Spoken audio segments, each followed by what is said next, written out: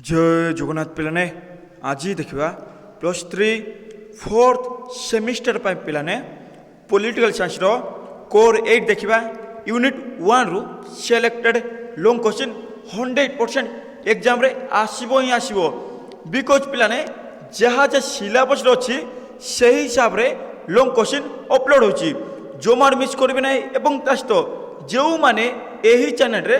प्रथम थर पे आसुचंती ताले शेष रे सब्सक्राइब करने को भूलिबे ना एवं ता सहित आपन फ्रेंड्स को अधिक अधिक शेयर करिए पिलाने यही चैनल रे प्रैक्टिस सेट प्रति 5 दिन रे अपलोड हेबो आपनकर बेनिफिट पाई जो मार मिस करेंगे ना देखिबा 2 नंबर लॉन्ग क्वेश्चन जा सिलेबस अछि से हिसाब रे अपलोड होची जो मार मिस करेंगे ना discuss briefly about the different challenges for nation building देखो पिलाने आमे गोटे वीडियो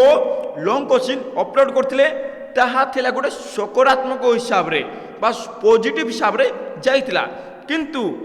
एहा होची गोटे नेगेटिव हिसाब रे ताई गोला पॉजिटिव एवं एहा गोला नेगेटिव हिसाब रे कोन कोन खराब हेची कोन कोन विपद आसी ताहा एठारे लेखा जायची राष्ट्र निर्माण प्रक्रिया रो पथे बा रास्ता रे थिबा विभिन्न चैलेंज मान बा विभिन्न असुविधा कोन आसी केपरि असुविधा आसला से सब दिया जायची गोटे गोटे करी देखिबा जाति गठन प्रक्रिया एक गभीर संकीर्ण और दीर्घकालीन प्रक्रिया जहाँ एक देशर एकता और अभिन्नता शक्ति को विकास करता है जाति गठन जाची प्लाने मीन्स जेते सब लोक मान अछंती जेते सब जाति अछि जेते सब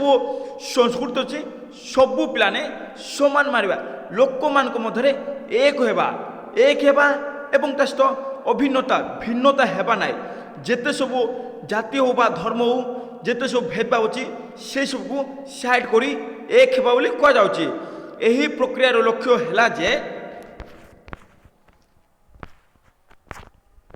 एक साधारण जातीय परिचय जदि पिलाने आंभे माने एक हेबा ताहले आंबे परिचय देवा कि भारत जदि भारत बाहर जे भी पचारे जेकोसी व्यक्ति पचारे ताहले आंबे मान कहि पारबा कि आंबे माने भारतीय आंबे माने एक आंभर कोनोसी धर्म नाई बा आमे धर्म निरपेक्ष आंबे माने समस्त को आपण बोली कह जाउची आमे भेदभाव रे नाही ता गोटे परिचय देवा बोली कह जाउची एवं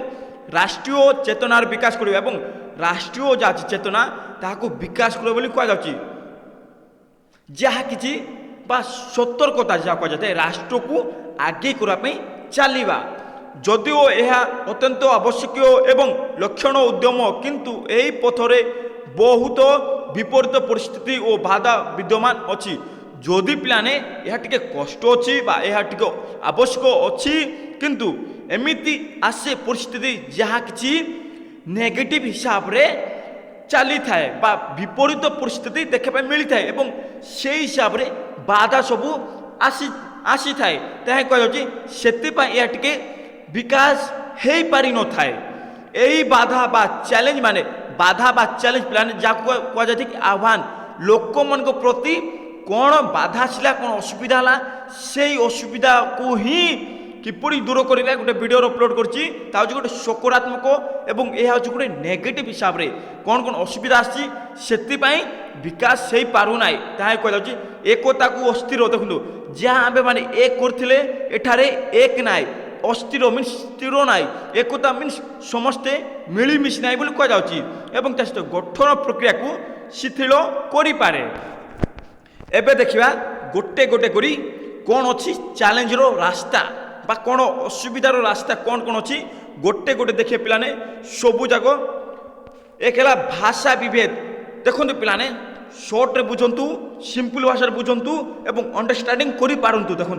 जदि अंडरस्टैंडिंग करिवे ना ताहले आपण ने एग्जाम रे बेस्ट लिखिबे देखो भाषा विभेद माने कौन देखो भारत रे राज्य अच्छी राज्य रे ग्रामांचल अच्छी से हिसाब रे लोक मानकर भिन्न भिन्न भाषा रही थाए जदि पिलाने आमे गोटे राज्य को जीवा ताहले से राज्यर भाषा आंभ मान को जଣା थिबो विभेद माने फरक किछि फरक बा पार्थक्य कौन भाषार पार्थक्य कौन पिलाने विभेद मीन्स फरक বা পার্থক্য কোণ বলি কুযাচ্ছে ভাষার পার্থক্য ଏହା কি যে যদি গোটে ব্যক্তি ଆଉ ଗୋଟେ ରାଜ୍ୟର ସହିତ ଭଲ ସମ୍ପର୍କ ନଥିବ ବା ଲାଙ୍ଗୁଏଜରେ ଭଲ ସମ୍ପର୍କ ନଥିବ ତାହେଲେ ତା ଟିକେ ୱିକନେସ୍ ହେଇଯିବ ତାହା କୁହାଯାଉଛି ଦେଖିବା ଭାଷା ହେଉଛି ଆତ୍ମପରିଚୟ ଯଦି ପିଲାମାନେ ଆମ୍ଭେମାନେ ଶୁଦ୍ଧ ଭାଷା କହିବା ବା ଗୋଟେ ବ୍ୟକ୍ତି ପାଖରେ ଯାହାକି ସେ ଅଣ୍ଡରଷ୍ଟାଣ୍ଡିଂ କରିପାରୁଛି ସେଇ ଭାଷା କହିବା ତାହେଲେ ଆମର ପରିଚୟ ଚାଲିବ सांस्कृतिक अभिव्यक्तिर सांस्कृतिक कल्चर जहाँ अच्छी प्लाने ताहा अभिव्यक्तिर एक मुख्य रास्ता यह विभिन्नता जदि सठिक भाव परिचालन न हुए यह पिला देखु विभिन्नता देखु विभिन्नता मीन्स कौन विभिन्नता मध्य भारत हूँ एक भारत जिते सब भाषा अच्छी प्लाने जिते सब कास्ट अच्छी जिते सब धर्म अच्छी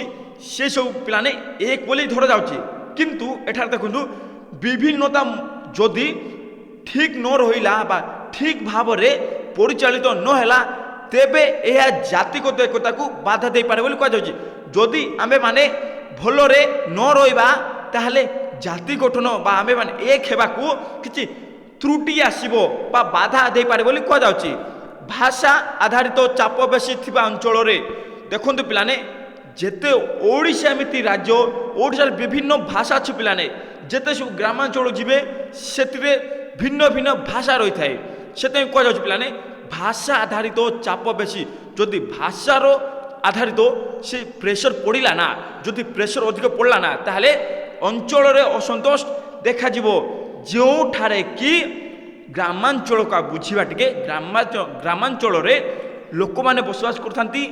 जो लोक मैंने वीकनेस था गरीब रही था से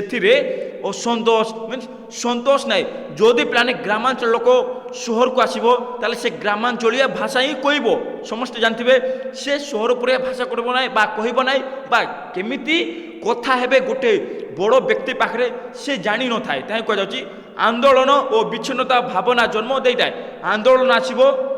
तासरे विच्छिन्नता भावना छिन्न हेबार विच्छिन्नता भावना जन्म होता है कह जाउची नेक्स्ट एबे देखिबा 2 नंबर पॉइंट धर्म और सांप्रदायिकता देखु धर्म और सांप्रदायिकता कौन पिलाने आमे पढ़ी सबू एक बोली एठारे अलगा टिके नेगेटिव हिसाब लिखब जदि चैलेंज पड़ा बा आह्वान पड़ा पिलाने ताहले आपने गोटे नेगेटिव हिसाब रे लिखिबे आपनकर मार्क 100% किए भी काटी पारिबो ना बिकज पिलाने जहाँ जहाँ सिलेबस अच्छी से हिसाब रे सिलेक्टेड हिसाब रे लॉन्ग क्वेश्चन अपलोड होची जो मार मिस करबे ना देखु धर्म और सांप्रदायिकता देखु धर्म जते सब धर्म अच्छी भारत रे खास कर भारत रे भारत रे जाउची भारत रे जते सब धर्म अच्छी हिंदू क्रिश्चियन जते सब अच्छी प्लाने सांप्रदायिक मीन्स कौन धर्मर जाति देखु मुस्लिम सांप्रदाय बा मुस्लिम जाति सांप्रदायिकता मीन्स जाति प्लान देखु हिंदू सांप्रदायिकता बा हिंदू जाति जाको जेटाई क्रिश्चियन सांप्रदायिकता बा क्रिश्चियन रो जाति लोक माने जो माने जेते अछंती ताकू बुझाए बा मुस्लिम रो जेते जाति अछि ताकू बुझाए मुस्लिम सांप्रदायिकता मीन्स मुस्लिम रो जाति गुड़िको मुस्लिम रो लोक माने केते अछंती से हिसाब रे धर जाए एठारे कोन असुविधा होची देखिबा धर्म और सांप्रदायिक मतभेद जाति गठन पथरे बड़ बाधा हिसाब रे देखा जाए जदि पिलाने आमे माने हिंदू मुस्लिम ए सब पिलाने भेदभाव देखिबा ना पास जिते जाति अच्छी धर्म बा धर्म अच्छी बा पिलाने जा कहते मुस्लिम सांप्रदायिक बा मुस्लिम जाति बा हिंदू जाति यही सब मध्य किसी भेदभाव देखा जाए ना बा किसी द्वंद्व उपजे ना ताहले जाति गठन जा अच्छी पिलाने एक करवा से एक कर एमती बाधा आसब ताहाकू हिसाब करहब ना कह बाधा आसबार देखा जाए जो देश में धर्म आधारित राजनीति और सांप्रदायिक दोष बढ़ी था देखो भारत में खास कर देखो पिलाने जो देश में एठार कह जेकोसी देश होना पिलाने जो देश में धर्म आधारित राज्य जदि पिलाने धर्म को लेकिन जड़े शासक से शासन कर पिलाने आउ जो सब धर्म अच्छी गोटे नेगेटिव हिसाब से जीव झगड़ा हो नेगेटिव हिसाब से कनफ्लिक्ट आसब द्वंद्व आसब ताही कह जाउची गोटे धर्म को नेबा नाई ताही कह जाउची ओ सांप्रदायिक दोष बा गोटे कास्ट को लेकिना बा गोटे धर्म को लेकिना বা ভাবি নিও হিন্দু লোক মানে যেতে সব অছি হিন্দু ধর্ম বা হিন্দু জাতির যেতে সব লোক অছি তাহাকু বি প্রায়োরিটি দেওয়া নাই যদি তাহাকু প্রায়োরিটি দেবে তাহলে পিলানে যেতে সব আউ বলকি গলা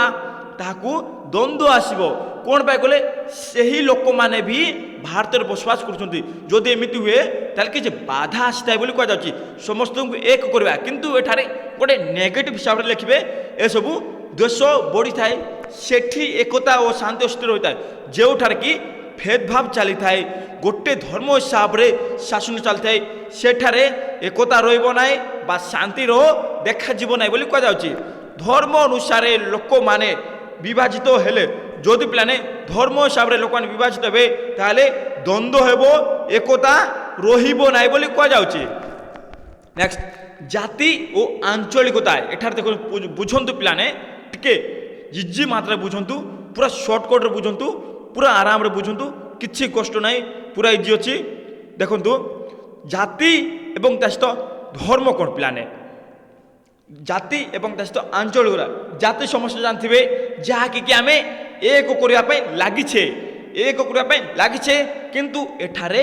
দ্বন্দ্ব আসুଅছি এঠারে দ্বন্দ্ব আসুଅছি ସେଥିପାଇଁ ଏହା ଗୋଟେ ନେଗେଟିଭ ହିସାବରେ ଯିବ ଆଞ୍ଚଳିକତା ବୁଝିବା ପିଲାମାନେ ଯାହାକି କ୍ଷେତ୍ରୀୟବାଦ ବା ଯାହାକି ଅଞ୍ଚଳରେ ଲୋକମାନେ ରହିଥାନ୍ତି ସେହି ଅଞ୍ଚଳରେ ଅଧିକରୁ ଅଧିକ ଭେଦଭାବ ଦେଖାଯାଇଥାଏ ଅସମାନତା ଦେଖାଯାଇଥାଏ ଶ୍ରେଣୀ ଦେଖାଯାଇଥାଏ ଧର୍ମ ବା ଛୁଆଁ ଦେଖାଯାଇଥାଏ ତାହା ସବୁ ହେଉଛି ଗୋଟେ ଅସମାନତାର କାରଣ ଜାତି ମିନ୍ସ ଗୋଟେ ସବୁକୁ ଏକ କରିବା ଏବଂ ଆଞ୍ଚଳିକତା ମିନ୍ସ ଯେଉଁ ସ୍ଥାନରେ ଲୋକମାନେ ବସବାସ କରୁଛନ୍ତି ସେହିମାନଙ୍କ ମଧ୍ୟରେ ଘୃଣା ଦେଖାଯାଉଛି ବା ଅଲଗା ଭାବ ପ୍ରଦର୍ଶନ ଆସୁଛି ଦେଖିବା ଜାତିଗତ ଭିନ୍ନତା ବିଭିନ୍ନ ସାମାଜିକ ଶ୍ରେଣୀ ଦେଖନ୍ତୁ ଜାତିଗତ କହିଲେ କି ଆମେ ବୁଝିଲେ କି ଯାହାକି ଲୋକମାନଙ୍କୁ ଏକ କରିଦେବା କିନ୍ତୁ ଏଠାରେ ବିଭିନ୍ନ ସାମାଜିକ ଗୋଟିଏ ଅଞ୍ଚଳରେ ବା ଗୋଟେ ଅଞ୍ଚଳରେ ଯେତେ ସବୁ ଲୋକମାନେ ବସବାସ କରିଥାନ୍ତି ସେଇମାନଙ୍କର ଭେଦଭାବ ରହିଥାଏ ସାମାଜିକ ଶ୍ରେଣୀ ରହିଥାଏ ବୋଲି କୁହାଯାଉଛି ଯେ କି ଉଚ୍ଚ ନିଚ ତଳୁଆ ଏସବୁ ଭେଦଭାବ ଚାଲିଥାଏ ଛୁଆଁ ଜନଜାତି ମିନ୍ସ ଆଦିବାସୀ ପିଲାମାନେ ଆଦିବାସୀ ଓ ଆଞ୍ଚଳିକ ଅସମାନତା ଯାହାକି ଗ୍ରାମାଞ୍ଚଳ ବସବାସ କରୁଥିବା ଯେଉଁ ସ୍ଥାନ କି ଲୋକମାନେ ଗରିବ ଲୋକମାନେ ବସବାସ କରିଥାନ୍ତି ସେଇଠାରେ ଅସମାନତା ସୃଷ୍ଟି କରିଥାଏ ଏହି ପ୍ରଭାବରେ ଅନେକ ଅଞ୍ଚଳ ତାଙ୍କୁ ଅଲଗା ପରିଚୟ ଭାବରେ ଦେଖିଥାନ୍ତି ଯଦି ଏସବୁ ଦେଖାଗଲା ନା ତାହେଲେ ସେଇ ଅଞ୍ଚଳକୁ ବା ଏହି ପ୍ରଭାବରେ ଅନେକ ଅଞ୍ଚଳ ଯେତେ ସବୁ ଅଞ୍ଚଳ ଅଛି ତାଙ୍କୁ ଟିକେ ଅଲଗା ପରିଚୟ ଭାବରେ ବା ଯିଏ ବି ନେଗେଟିଭ ହିସାବରେ ଥିବ ନା ତାହେଲେ ଆଉ ଗୋଟେ ଅଞ୍ଚଳ ତାକୁ ଗୋଟେ ଅଲଗା ହିସାବରେ ଦେଖିଥାଏ ଏବଂ ପରିଚୟ ଦେଇଥାଏ ବୋଲି କୁହାଯାଉଛି ଯାହା ଜାତି ଗଠନ ପ୍ରକ୍ରିୟାକୁ ବିକୃତ କରେ ବା ଏଠାରେ ବୁଝିବା କି ଟିକେ ବିକୃତ ମିନ୍ସ ଟିକେ ଅଲଗା କରିଥାଏ ବିକୃତ ମସ୍ତିଷ୍କ ମିନ୍ସ ପାଗଳ ମସ୍ତିଷ୍କ ପିଲାମାନେ ଯାହା କୁହାଯାଇଥାଏ କିନ୍ତୁ ଏଠାରେ ବିକୃତ ମିନ୍ସ ଟିକେ ଅଲଗା କରିଥାଏ ଗୋଟେ ନେଗେଟିଭ ହିସାବରେ ଥିବ ଯାହା ଜାତି ଗଠନ ପ୍ରକ୍ରିୟାକୁ ବିକୃତ କରିଥାଏ ବା ଟିକେ ଅଲଗା କରିଥାଏ ବୋଲି କୁହାଯାଉଛି ବା ଗଠନ କରିବା ପାଇଁ ବାଧା ସୃଷ୍ଟି କରିଥାଏ ଆଞ୍ଚଳିକ ଉନ୍ନତିର ଅସମାନତା ଆଞ୍ଚଳିକ ଉନ୍ନତି ଯାଉଛି ପିଲାମାନେ ଅଞ୍ଚଳ ଯାହା ଉନ୍ନତି ହେବା କଥା ତାହା ଅସମାନତା ଉନ୍ନତି ହେଲା ନାହିଁ ଓ ବିଚ୍ଛିନ୍ନତା ପ୍ରବୃତ୍ତିକୁ ଜନ୍ମ ଦେଇଥାଏ ଏବଂ ବିଚ୍ଛିନ୍ନତା ବା ଅଲଗା ଅଲଗା ଦେଖାଯାଇଥାଏ ବୋଲି କୁହାଯାଉଛି ଆର୍ଥିକ ବିସମାନତା ଏଠାରେ ପୁରା ଇଜି ଅଛି ଆର୍ଥିକକୁ ବିସମାନତା ମିନ୍ସ ଯାହାକି ସମାନତା ନାହିଁ ଆର୍ଥିକ ଦେଖନ୍ତୁ ଯେତେ ସବୁ ଗ୍ରାମାଞ୍ଚଳ ଲୋକମାନେ ବସବାସ କରୁଛନ୍ତି ସେହି ଲୋକମାନଙ୍କ ପାଖରେ ଆର୍ଥିକ ସମାନତା ପହଞ୍ଚୁ ନାହିଁ ବିସମାନତା ମିନ୍ସ ସମାନତା ନାହିଁ ପିଲାମାନେ ଯାହାକି ଅସମାନ ଦେଖାଯାଉଛି କାହାକୁ ଅଧିକା ଦିଆଯାଉଛି କାହାକୁ କମ୍ ଦିଆଯାଉଛି ସେସବୁ ଭିତରେ ଅସମାନତା ବୋଲି କୁହାଯାଉଛି ଜାତି ଗଠନରେ ସମସ୍ତଙ୍କ ସମାନ ଆର୍ଥିକ ଅଧିକାର ଅତ୍ୟନ୍ତ ଆବଶ୍ୟକ ଯଦି ଆମ୍ଭେମାନେ ଏକ ହେବା ତାହେଲେ ଆର୍ଥିକ ଯାହା ଅଛି ଟଙ୍କା ଯାହା ଅଛି ସେଇ ଟଙ୍କା ସମସ୍ତଙ୍କର ଅଧିକାର ଅଛି କେଉଁ ଅଧିକାର ସମାନ ଅଧିକାର ଅଛି ବୋଲି କୁହାଯାଉଛି ଯଦି ଦେଶର କିଛି ଅଞ୍ଚଳ ବହୁତ ଆଗକୁ ଥାଏ ଯଦି ପିଲାମାନେ ଦେଶର କିଛି ଅଞ୍ଚଳ ବା କିଛି ଗ୍ରାମାଞ୍ଚଳ ବହୁତ ଆଗକୁ ଥାଏ ତାହେଲେ କିଛି ଅଞ୍ଚଳ ବହୁତ ପଛକୁ ଯଦି ପିଲାମାନେ ଦେଖନ୍ତୁ ଓଡ଼ିଶାରେ ଖାସ କରି ଏକ୍ଜାମ୍ପଲ ସହିତ ଯଦି ଓଡ଼ିଶାରେ ଏମିତି ଗୋଟେ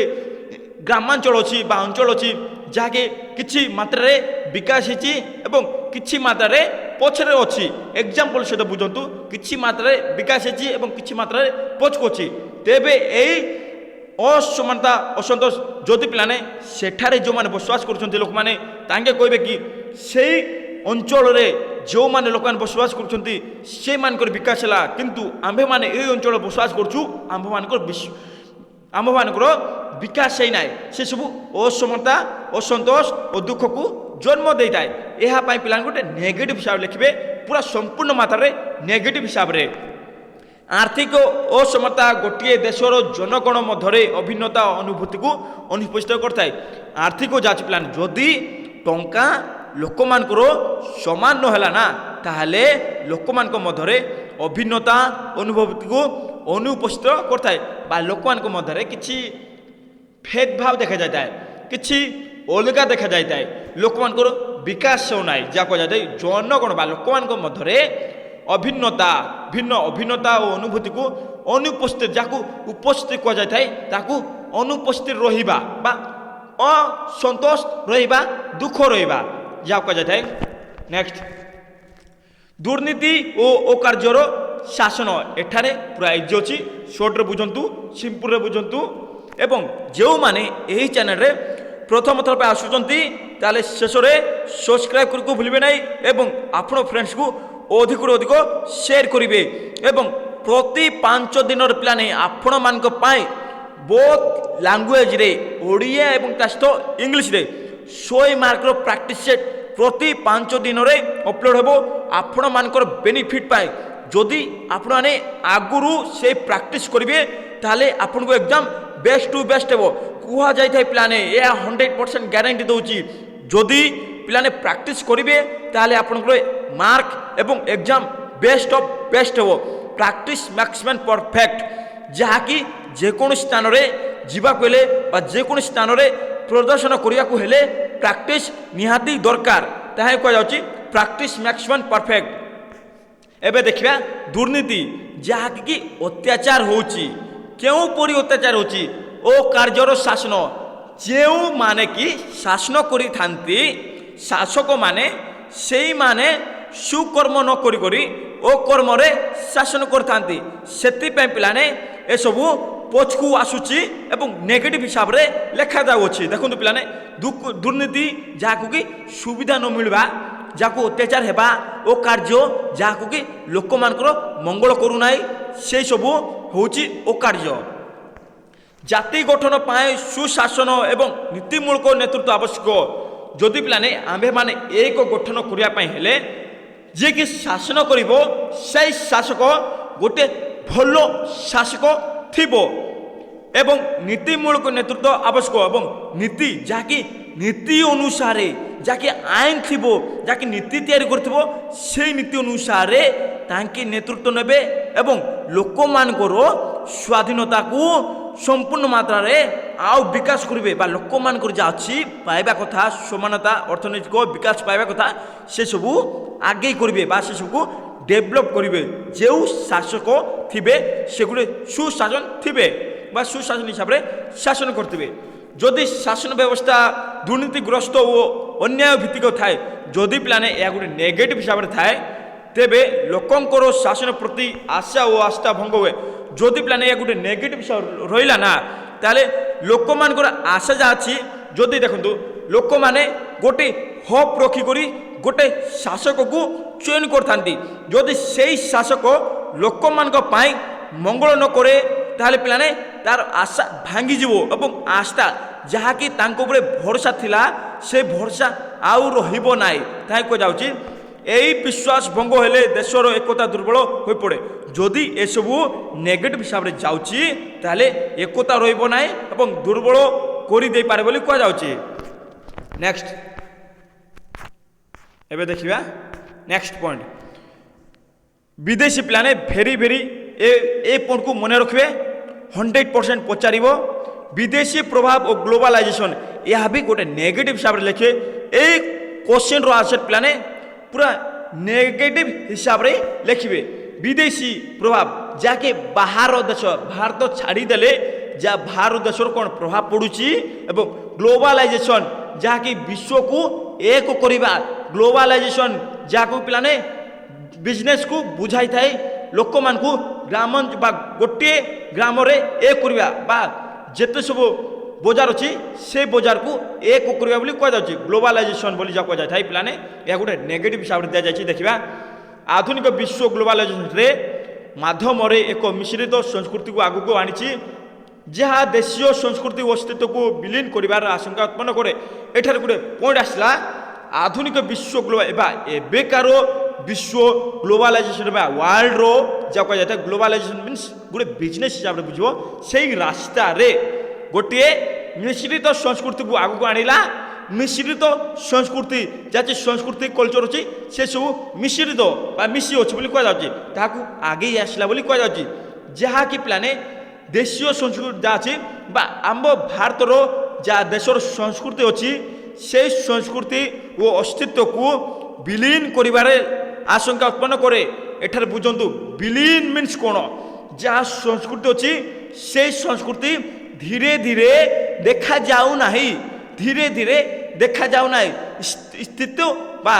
ଅସ୍ତିତ୍ୱକୁ ବିଲୀନ କରୁଛି ଯାହା ଥିଲା ପିଲା ଅସ୍ତିତ୍ୱକୁ ବିଲୀନ କରୁଛି ବୋଲି କୁହାଯାଉଛି ନେକ୍ସଟ ବା ଏସବୁ ସଂସ୍କୃତି ଧୀରେ ଧୀରେ ଦୂରେଇ ଚାଲିଛି ଯୁବପିଢ଼ି ଦେଶୀୟତା ପ୍ରତି ଅବହେଳା କଲେ ଜାତି ଗଠନ ଦୁର୍ବଳ ଯଦି ଆମ୍ଭେମାନେ ଦେଶୀୟ ପ୍ରତି ଅବହେଳା କରିବା ବା ଖାମ ଖିଆଲରେ ନେବା ତାହେଲେ ଜାତି ଗଠନ ହୋଇପାରିବ ନାହିଁ ଏହା ଗୋଟେ ଦୁର୍ବଳ ହୋଇଯିବ ନେକ୍ସଟ ଶିକ୍ଷାର ଅସମାନତା ଦେଖନ୍ତୁ ପିଲାମାନେ ଭାରତରେ ଖାସ କରି ଭାରତରେ ଏମିତି ଜାଗା ଅଛି ଯାହାକି ଶିକ୍ଷା ଲୋକମାନେ ପାଇପାରୁନାହାନ୍ତି କ'ଣ ପାଇଁ ଗଲେ ଏମିତି ଗ୍ରାମାଞ୍ଚଳ ଅଛି ଯାହାକି ଶିକ୍ଷା ପାଇପାରୁନାହାନ୍ତି ସେହି ଶିକ୍ଷାର ଅସମାନତା ଏବଂ ଦେଖିବା କ'ଣ କ'ଣ ଲେଖାଯାଇଛି ଦେଶର ଅନେକ ଅଞ୍ଚଳ ଏବେ ଜଷ୍ଟ କହିଲି ପିଲାମାନେ ଦେଶର ଏମିତି ଜାଗା ଅଛି ଅଞ୍ଚଳ ଅଛି ଗାଁ ଅଛି ଯାହାକି ଶିକ୍ଷାରେ ସମାନତା ନାହିଁ ଅସମାନତା ଦେଖାଯାଉଛି ଏବଂ ଜନଗୋଷ୍ଠୀ ମଧ୍ୟରେ ଲୋକମାନଙ୍କ ଗ୍ରୁପରେ ଶିକ୍ଷାର ସୁଯୋଗ ସମାନ ନ ହେବା ଦ୍ୱାରା ଯଦି ପିଲାମାନେ ଲୋକମାନେ ଅଛନ୍ତି ସେ ଲୋକମାନଙ୍କ ଗ୍ରୁପରେ ବା ଗୋଟେ ଦଳରେ ସେମାନଙ୍କ ମଧ୍ୟରେ ଶିକ୍ଷାର ସୁଯୋଗ ସେମାନଙ୍କ ମଧ୍ୟରେ ଯଦି ଶିକ୍ଷାର ସୁଯୋଗ ସମାନ ନ ହେଲା ତାହାଦ୍ୱାରା ପିଲାମାନେ ଜ୍ଞାନ ଓ ତା ସହିତ ଅବଗତିରେ ତାଳମେଳ ଥାଏ ଦେଖନ୍ତୁ ସେମାନଙ୍କ ମଧ୍ୟରେ ସମାନ ସୁଯୋଗ ନାହିଁ ଏବଂ ତାହାଦ୍ୱାରା ଜ୍ଞାନ ଯାହା ଅଛି ସେ ଜ୍ଞାନର ପିଲାମାନେ ସମାନ ନାହିଁ ବୋଲି କୁହାଯାଉଛି କାହାକୁ ଜ୍ଞାନ ଅଧିକା ଅଛି କାହାକୁ ପଛରେ ଅଛି ଏଠାରେ ପିଲାମାନେ ସମାନ ନାହିଁ ଯିଏ ଯାହା ପାଖରେ ଜ୍ଞାନ ଅଛି ସିଏ ଆଉ କାହାକୁ ବାଣ୍ଟୁ ନାହିଁ ବୁଝନ୍ତୁ ଟିକେ ଯାହାର ଜ୍ଞାନ ଅଛି ସିଏ ଆଉ କାହାକୁ ବାଣ୍ଟୁ ନାହିଁ ତାହାକୁ କୁହାଯାଉଛି ଏବଂ ତା ସହିତ ପିଲାମାନେ ଦେଖନ୍ତୁ ଅବଗତିରେ ପିଲାମାନେ ଦେଖନ୍ତୁ ଅବଗତି ମିନ୍ସ କ'ଣ ପିଲାମାନେ ଦେଖନ୍ତୁ ଅବଗତି ମିନ୍ସ ଜାଣିବା ସୂଚନା ଅବଗତି ମିନ୍ସ ଜାଣିବା ସୂଚନା ପିଲାମାନେ ପୁରା ସିମ୍ପଲ ଭାଷାରେ ବୁଝନ୍ତୁ ବା ବୁଝିବା ବା ଜ୍ଞାନ ସେଇ ଲୋକର ଯାହା ଜ୍ଞାନ ଅଛି ସେଇ ଅବଗତି ବା ବୁଝିବାର ଏସବୁ ମେଳ ଖାଉ ନାହିଁ ବୋଲି କୁହାଯାଉଛି ସେମାନେ କହୁନାହାନ୍ତି ଯେଉଁମାନେ ଜ୍ଞାନୀ ଅଛନ୍ତି ସେମାନେ କହୁନାହାନ୍ତି ସେଥିପାଇଁ ଶିକ୍ଷାର ଅସମାନତା ଦେଖାଯାଉଛି ଅନ୍ଧଶ୍ରଦ୍ଧା ଚାଲିଛି ଧର୍ମାଧନ୍ଦା ଚାଲିଛି ଓ ତା ସହିତ ଅସହିଷ୍ଣୁତା ସହି ପାରୁନାହାନ୍ତି ଏହାର ଫଳସ୍ୱରୂପ ତୀବ୍ର ହୁଏ ଏସବୁ ହୁଏ ନା ତାହେଲେ ପିଲାମାନେ ଯାହା ଜାତି ଗଠନ ହେଲା ସେଇ ଜାତି ଗଠନରେ ଏସବୁ ବାଧା ଆଣିଥାଏ ବୋଲି କୁହାଯାଉଛି ଦେଖନ୍ତୁ ଶିକ୍ଷାର ଅସମାନତା ଯେତେ ସବୁ ଗ୍ରାମାଞ୍ଚଳ ଅଛି ସେଇ ଗ୍ରାମାଞ୍ଚଳରେ ଯିଏକି ଜ୍ଞାନୀ ଅଛି ବା ଯିଏକି ଶିକ୍ଷିତ ଅଛି ସେଇମାନଙ୍କ ମଧ୍ୟରେ ସୁଯୋଗ ସମାନ ପାଉନାହାନ୍ତି କ'ଣ ପାଇଁ କଲେ ଯିଏ ଜ୍ଞାନୀ ବ୍ୟକ୍ତି ସେଇ ବ୍ୟକ୍ତି ଆଉ ଅନ୍ୟ ବ୍ୟକ୍ତିକୁ କହୁନାହାନ୍ତି ଅବଗତି ମିନ୍ସ ବୁଝିବାର କ୍ଷମତା ଜାଣିବାର କ୍ଷମତା ସେମାନଙ୍କର ନାହିଁ ପିଲାମାନେ ତାଳମେଳ ବା ଏସବୁ ଦେଖାଯାଉଛି ବୋଲି କୁହାଯାଉଛି ନେକ୍ସଟ ଯୁବ ଶକ୍ତିର ଭ୍ରମିତ ପ୍ରୟୋଗ ଦେଖନ୍ତୁ ପିଲାମାନେ ଏଠାରେ ବୁଝନ୍ତୁ ଭ୍ରମନ୍ତି ମାନେ କ'ଣ ଭ୍ରମରେ ପଡ଼ିଯିବା ଗୋଟେ ସର୍ଟରେ ବୁଝେଇବି ଯୁବ ଶକ୍ତିର ବା ଆମ୍ଭମାନଙ୍କର ଯାହା ଶକ୍ତି ଅଛି ସେଇ ଶକ୍ତି କିଛି ଭ୍ରମରେ ୟୁଜ୍ ହେଉଛି ବୋଲି କୁହାଯାଉଛି ଭ୍ରମରେ ବା କିଏ କହିବ ପିଲାମାନେ ଭ୍ରମରେ ଏମିତି କଥା କହିବ ଯାହାକି ଭ୍ରମରେ ପଡ଼ିଯିବା ସେ ଭ୍ରମରେ ପ୍ରୟୋଗ ହେଉଛି ବୋଲି କୁହାଯାଉଛି ଯୁବ ଶକ୍ତି ଯଦି ନେତୃତ୍ୱ ଓ ଦିଗ ନିର୍ଦ୍ଦେଶ ନ ପାଏ, ଦେଖନ୍ତୁ ପିଲାମାନେ କ'ଣ ପାଇଁ ସେ ଭ୍ରମରେ ପ୍ରୟୋଗ ହେଉଛି ବା ଭ୍ରମରେ ପଡ଼ିଯାଏ ପିଲାମାନେ। ଯୁବ ଶକ୍ତି ବା ଆମ୍ଭମାନଙ୍କର ଶକ୍ତି ଯାହା ଅଛି, ଯଦି ନେତୃତ୍ୱ ନେବା ତା ସହିତ ଦିଗ ଏମିତି ଦିଗ ଚୟନ କରିବା ଯାହାକି ସେଇ ଦିଗ ଆମ୍ଭମାନଙ୍କ ବିକାଶ ସହିତ ଦେଶର ବିକାଶ ଥିବ, ସେଇ ନିର୍ଦ୍ଦେଶକୁ ସେହିମାନେ ଭୁଲି ଯାଉଛନ୍ତି ବା ନିର୍ଦ୍ଦେଶ ସେମାନେ ପାଉନାହାନ୍ତି, ତେବେ ସେମାନେ ବିଚ୍ଛିନ୍ନତାବାଦ, ଉଗ୍ରବାଦ ଓ ତା ସହିତ ରାଜନୈତିକ କୁକାର୍ଯ୍ୟରେ ଲିପ୍ତ ହୋଇଥାନ୍ତି। ଯଦି ପିଲାମାନେ ସେମାନେ ନିର୍ଦ୍ଦେଶ ନ ପାଏ, ତେବେ ବିଚ୍ଛିନ୍ନତାବାଦ ଓ ତା ସହିତ ଉଗ୍ରବାଦ ବା ହିଂସା ହିସାବରେ ରାଜନୈତିକ କୁକାର୍ଯ୍ୟରେ ବା ରାଜନୈତିକ ଭଲ କାର୍ଯ୍ୟ ନାହିଁ ଖରାପ କାର୍ଯ୍ୟରେ ରହିଥାନ୍ତି ବୋଲି କୁହାଯାଉଛି। ଏହା ଜାତି ଗଠନ ପ୍ରତି ଆଶା ଓ ଅବଗତିକୁ କ୍ଷୟ କରିଥାଏ। ଏହା ଜାତି ଗଠନ ଯାହା ଅଛି ତାହାକୁ ଆଶା ଓ ତା ସହିତ ଅବଗତିକୁ ନଷ୍ଟ କରିଦେଇଥାଏ। ଆଶା ଯାହା ରହିଲା କି ଆମ୍ଭେମାନଙ୍କର ଜାତି ଏକ ଗଠନ ହେବ ବା ଆମ୍ଭେମାନେ ସମସ୍ତେ ଏକ ହେଇଯିବା, ତାହାକୁ କ୍ଷୟ କରେ ଏବଂ ତା ସହିତ ଅବଗତି ଅଛି ଜାଣିବାର କଥା ସେସବୁକୁ ଲୋପ କରିଦେଇଥାଏ। ନେକ୍ସଟ, ଆଭ୍ୟନ୍ତରୀଣ ଦଙ୍ଗା ଓ ତା ସହିତ ଉଗ୍ରବାଦ କ'ଣ ପିଲାମାନେ?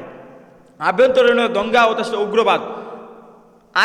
ଭିତରେ କ'ଣ ଝଗଡ଼ା, ଦଙ୍ଗା ମିନ୍ସ କିଛି ଦ୍ୱନ୍ଦ୍ୱ ହେବା, ଝଗଡ଼ା ଓ ତା ସହିତ ଉଗ୍ରବାଦ ବା ହିଂସା ହେବା,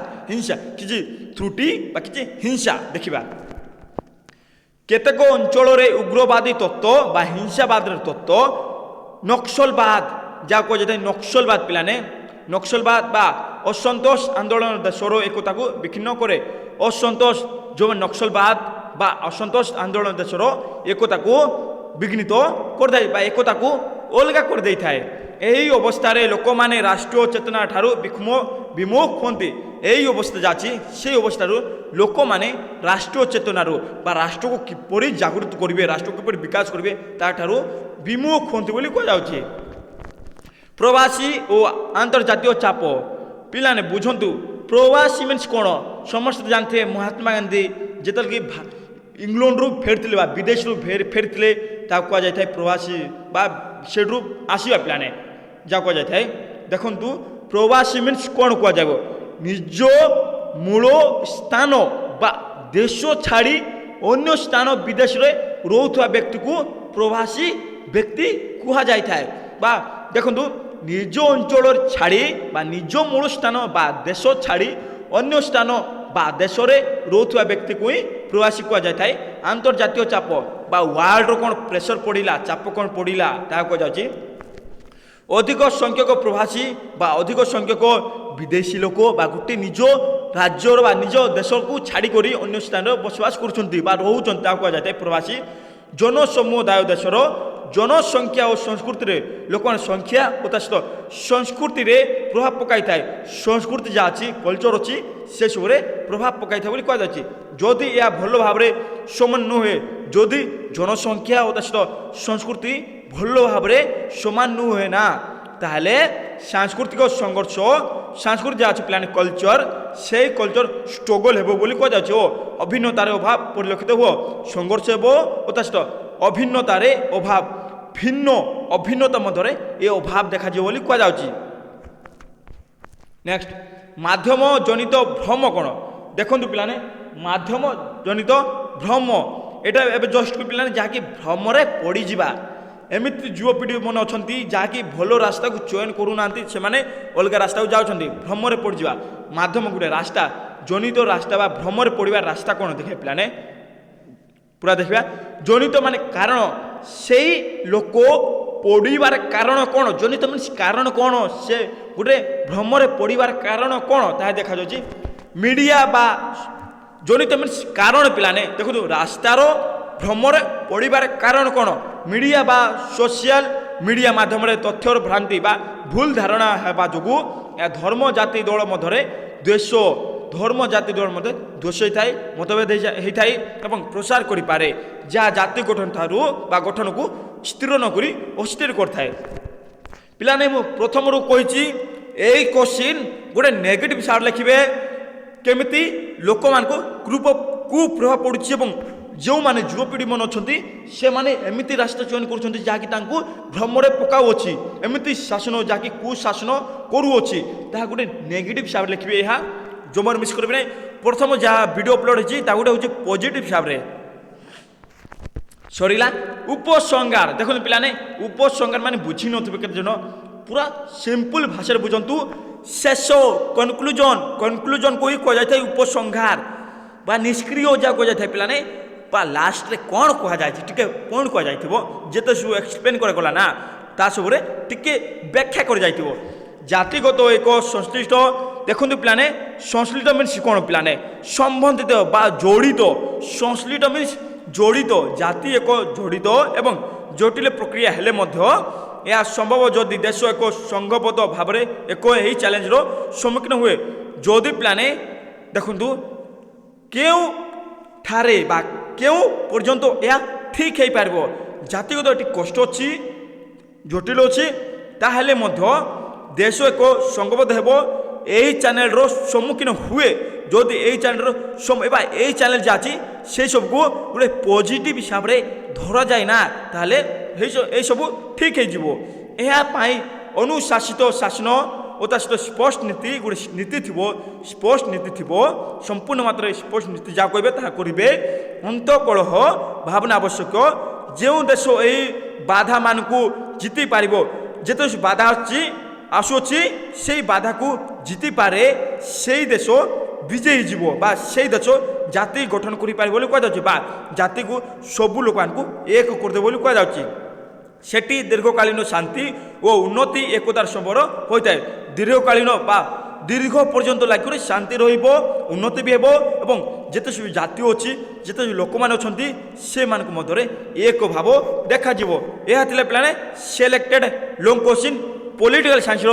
କୋର୍ 8 ୟୁନିଟ୍ 1ରୁ ମୁଁ ଭାବୁଛି ଆପଣମାନେ ବୁଝିପାରୁଥିବେ এই ভিডিওକୁ 2ରୁ 3 ଥର ୱାଚ୍ କରନ୍ତୁ ଏବଂ ତା ସହିତ ଆପଣ ଫ୍ରେଣ୍ଡସ୍କୁ ସେୟାର କରନ୍ତୁ ଯେଉଁମାନେ এই ଚ୍ୟାନେଲରେ ପ୍ରଥମ ଥର ପାଇଁ ଆସୁଛନ୍ତି ତାହେଲେ ଶେଷରେ ସବସ୍କ୍ରାଇବ୍ କରିବାକୁ ଭୁଲିବେ ନାହିଁ ଏବଂ ଆପଣ ଫ୍ରେଣ୍ଡସ୍କୁ ଅଧିକରୁ ଅଧିକ ସେୟାର କରିବେ ଜୟ ଜଗନ୍ନାଥ।